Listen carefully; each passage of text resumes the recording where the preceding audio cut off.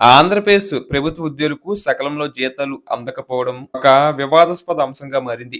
2025 December 12 నాటికి ఉద్యోగుల జీతాలను ప్రభుత్వం జమ చేసింది.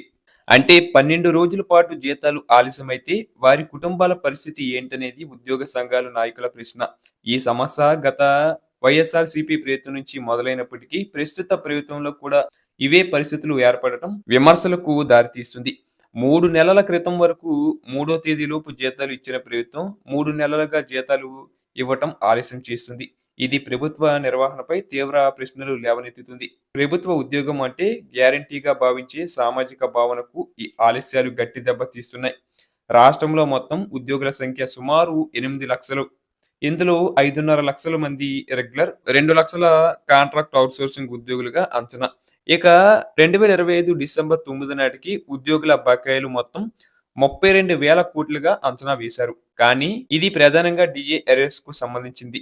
మొత్తం 8 లక్షల ఉద్యోగులలో కాంట్రాక్ట్ అవుట్‌సోర్సింగ్ ఉద్యోగులు సుమారు 2 లక్షలు ఉన్నారు. వీరిలో కాంట్రాక్ట్ అవుట్‌సోర్సింగ్ ఉద్యోగులు ఎక్కువగా ప్రభావితమవుతున్నారు. ప్రస్తుతం పూర్తి స్కేల్‌లో ఎక్కువ ఆలస్యం లేనట్లు కనిపిస్తుంది. కానీ DA, PRC, pay revision commission arrays ఇప్పటికీ ఆలస్యమవుతున్నాయి. ఉద్యోగులు సీఎఫ్ఎంఎస్ పోర్టల్లో తమ పే స్లిప్‌లను తనిఖీ చేయవచ్చు. ఆలస్యాలు ఉంటే ఉద్యోగ సంఘాలు ద్వారా గవర్నర్ లేదా ఫైనాన్స్ డిపార్ట్‌మెంట్‌కు పిటిషన్ ఇవ్వవచ్చు. ప్రభుత్వం 2026 సెలవుల జాబితా విడుదల చేసింది. జీతాల చెల్లింపు కోసం మొదటి తేదీనే నిర్ణయించాలని సంఘాలు డిమాండ్ చేస్తున్నాయి. ముఖ్యమంత్రి చంద్రబాబుతో ప్రభుత్వ ఉద్యోగులు అసోసియేషన్ రాష్ట్ర అధ్యక్షులు సూర్యనారాయణ గతం నుంచి కూడా కొనసాగుతున్న సమస్యల గురించి అయితే క్లారిటీ ఇవ్వడం జరిగింది. ఆంధ్రప్రదేశ్‌లో జీతాల ఆలస్యం కొత్త అంశం కాదు.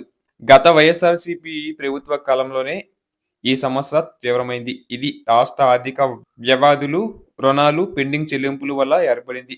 కూటమి ప్రభుత్వం అధికారం చేపట్టిన తర్వాత అక్టోబర్ 2025లో ముఖ్యమంత్రి చంద్రబాబు నాయుడు దీపావళి బోనన్జా పేరుతో డిఎన్ఎస్ అలవెన్స్ డిఏ ఒక క్రీస్తును నవంబర్ 1 నుంచి విడుదల చేస్తామని ప్రకటించారు. ఈ ప్రకటనలో జీతాలు ప్రతి నెల 1వ తేదీనే జమ చేస్తామని, కేబినెట్ సబ్ కమిటీ ఏర్పాటు చేసి ఉద్యోగుల సమస్యలు పరిష్కరిస్తామని హామీ ఇచ్చారు.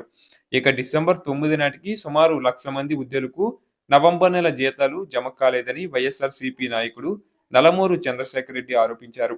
అధికారంలోకి వచ్చిన తర్వాత జీతాలు సకాలంలో జమ చేసింది ఒక్కసారి మాత్రమే జరిగిందని, మిగిలిన సందర్భాల్లో ఆలస్యాలు కొనసాగుతున్నాయని ఆయన అన్నారు. ప్రభుత్వం ఈ అంశంపై ఇప్పటివరకు ఎటువంటి అధికారిక ప్రకటన విడుదల చేయలేదు.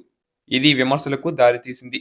Pay revision commission, PRC chairman నియామకం జరగకపోవడం, 5 డిఏలలో ఒకటి మాత్రమే క్లియర్ చేయడం వంటి ఆలస్యాలు ఉద్యోగుల్లో అసంతృప్తిని పెంచుతున్నాయి. ఇక విశ్లేషకుల అభిప్రాయం ప్రకారం ఆంధ్రప్రదేశ్ రాష్ట్ర బడ్జెట్లో సుమారు 91% ఖర్చు స్థాపనల ఖర్చుగా చెబుతున్నారు.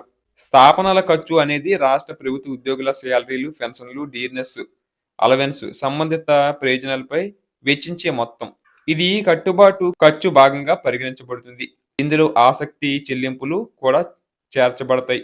ఇక 2024-25లో రాష్ట్ర స్వంత ఆదాయం 1,02,000 కోట్లు. ఇందులో 89,000 కోట్లు శాలరీలు, పెన్షన్లపై వెచ్చించబడ్డాయి. అలాగే సెంట్రల్ షేర్ చేర్చితే మొత్తం 1,54,000 కోట్లు అవుతుంది. ఇందులో శాలరీలు, పెన్షన్లు 58%.